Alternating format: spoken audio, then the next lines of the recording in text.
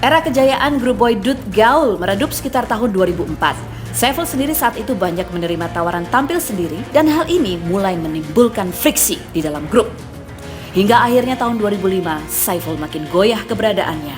Sebelum Saiful, Vera, manajer Gaul juga lebih dulu hengkang. Lalu tak lama setelah memutuskan bersolo karir, Saiful meminta Vera menjadi manajernya. Tiba-tiba saya ditawarin sendiri mulu kan. Tiba-tiba dari situ muncullah perpecahan di antara kami, intern, ribut-ribut, kecil. Akhirnya masing-masing personil mengadukan ke bos. Ya akhirnya saya menghadap aja. Lu kenapa lo? Kata anak-anak lo, lu sekarang lebih laku sendiri, lo gak mau ngajak anak-anaknya. Beh, saya bukannya gak mau ngajak anak-anak, Beh. Orang TV-nya maunya ngajak saya doang, gimana? Bilang gitu. Udah deh, sekarang gini deh. Anak-anak pusing juga nih saya nih. Ngedenger celotehan anak-anak ribut-ribut. Udah gini aja, ambil keputusan deh, gimana gitu kan. Kalau kamu mau sendiri, kamu keluar dari G4UL. Tapi kalau mau masih di G4UL, kamu nggak boleh sendiri. Kalau lo memang lo mau sendiri, lo harus keluar dari Gaul. Dari awalnya kan mereka juga sebenarnya terpisah, dijadikan satu. Jadi ada beberapa yang job-job yang mintanya Ipul aja, tapi karena Ipul waktu itu selalu bilang enggak, gue mau sama teman-teman gue gitu loh. Kalau memang mau ya udah sama teman-teman gue aja gitu. Tapi dengan berjalannya waktu, semua orang kan harus mau ada peningkatan dalam hidup dia gitu loh. Kalau misalkan daripada nanti jadi penyakit hati, lebih baik aku bermandiri dulu gitu. Waktu itu kita ada di grup Gaul G4UL itu di tahun 2003. Kenal Ipul 2002-2003 gitu loh. Pas 2004 tuh Ipul mulai banyak pekerjaan setelah kita keluar dari grupnya.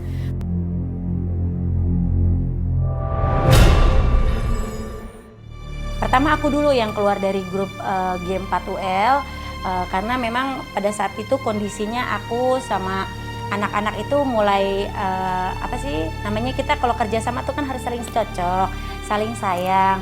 Nah kalau udah tidak sepaham jangan dipaksain. Jadi aku milih keluar pada saat itu. Ternyata nggak lama kemudian Ipul gitu bilang, Ma aku mau berkarya boleh nggak? Gitu boleh, terserah Ipul mau berkarya seperti apapun silakan gitu loh.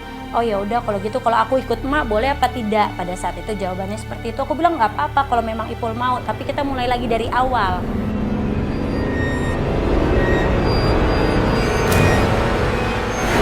Dan inilah potret kehidupan pribadi Saiful yang harus diakui berperan besar mendongkrak namanya, yakni ketika Saiful dekat dan akhirnya menikahi pedangdut pendatang baru yang sensasional, Dewi Persik. Saiful terpesona pada Dewi Persik sejak pertama bertemu, meski ia berusaha menahan diri karena Dewi mengaku sudah punya pacar. Trans TV gini, dia nenteng cowok. Bang, Mas Ipul, kenalin nih, ini cowok aku. Oh iya, selamat ya. Awet ya awet. Dan tiba-tiba, lama kemudian, beberapa jeda dari itu, ketemu Dewi lagi di TV sebelah lah. Nangis dia. Kenapa kamu, Dek? Dulu manajer aku masih Vera.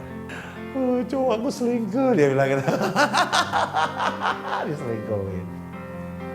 Terus kadang-kadang sama Vera. Gitu. Oh ya udahlah, cari cowok yang lain. Betul, waktu itu gue masih jomblo juga kan.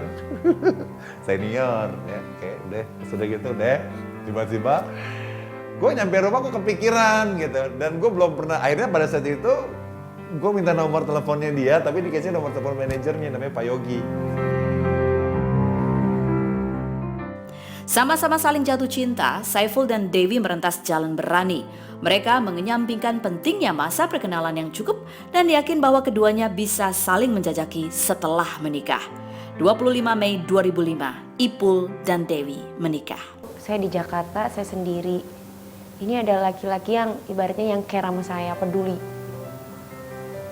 Gak ada salahnya saya membangun rumah tangga sama dia aja deh. Siapa tahu dia bisa bantu saya dan tolong saya.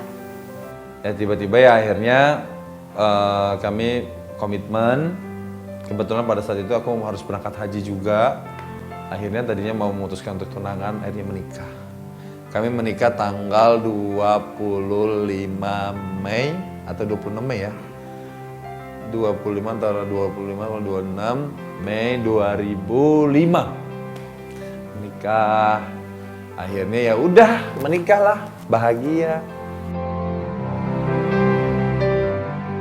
Ya kalau ada artis nggak sholat itu biasa, tapi kalau ada artis yang selalu sholat itu luar biasa.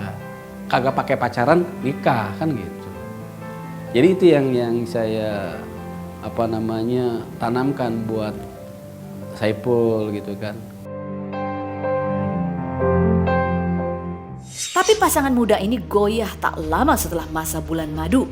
Pertengkaran demi pertengkaran terjadi di tahun kedua pernikahan mereka. Baik Ipul maupun Dewi sering tak bisa mengendalikan rasa cemburu. Kala itu Dewi sendiri sedang berada di puncak ketenaran dan seolah mengalami kejutan budaya seraya menikmati kontroversi. Saiful Jamil sendiri tak jarang bersikap keras dan memaksakan pemikirannya atas karir Dewi yang baru saja terbang. Baru kenal 3 bulan dan langsung nikah. Bagus sebenarnya ya, karena kalau udah menikah jauh lebih baik kan, mau pegang-pegangan mau bagaimana kan. Dan akhirnya mulailah ada sebuah ketidakcocokan. Ternyata yang tidak cocok adalah rasa kecemburuan kami. Ya, rasa watak sifat posesif kami. Rasa yang saling mencurigai kami gitu. Rasa yang tidak percaya terhadap pasangan masing-masing, lebih mempercayai kata-kata orang lain.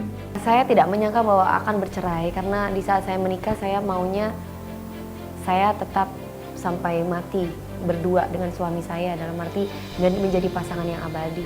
Tapi kenyataannya harus bercerai pun juga itu menjadi pertanyaan saya, kenapa saya dicerai. Saya tidak pernah macam-macam.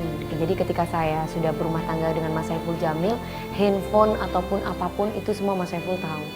Kecuali saya main laki atau saya tidak patuh, tidak taat.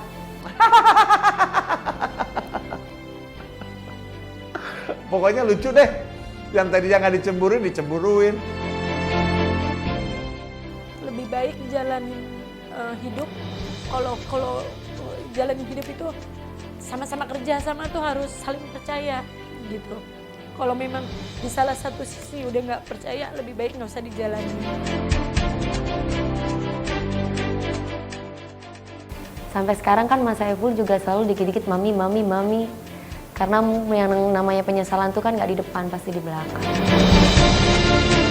Satu hal tentang Saiful adalah kesediaannya menjadi pribadi yang penuh tawa canda. Meski juga kadang menangis sedemikian dalam di depan kamera. Padahal di balik penampilannya sebagai seorang penghibur, saat ia mengalami keguncangan rumah tangga dengan Dewi Persik adalah juga saat di mana ibunya sedang melewati masa-masa penuh perjuangan dalam sakit. Energi Saiful Jamil terbelah dan ia dipaksa keadaan untuk berkonsentrasi pada banyak aspek, mengurus kehidupan pribadi, membiayai pengobatan sang bunda, dan menjaga karirnya di tepi yang lain. Saya ujian topnya banget itu pada saat umur saya itu 22 dan saya ngeluarin uang habis-habisan untuk kesembuhan ibu saya. Karena ibu saya, bayangin pemirsa, udah ganti 3 rumah sakit besar di Jakarta. Demi anaknya pengen ngeliat emaknya sehat lagi. Ya, demi kepengen anaknya, saya sebagai anaknya tuh kepengen banget yang namanya mewujudkan emaknya naik haji. Tiap hari pokoknya harus ngeluarin sekian juta. Tapi alhamdulillah, pokoknya selagi saya ada uang, ada tabungan itu, saya udah bayar. Walaupun kadang-kadang saya, ya Allah baru dapat uang gak bisa nikmatin.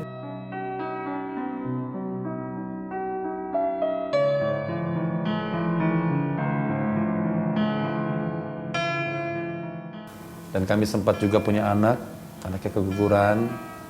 Ya, dikabarkan lagi juga dia juga meninggal dalam keadaan mengandung anak kedua. Saya sangat berterima kasih sama Allah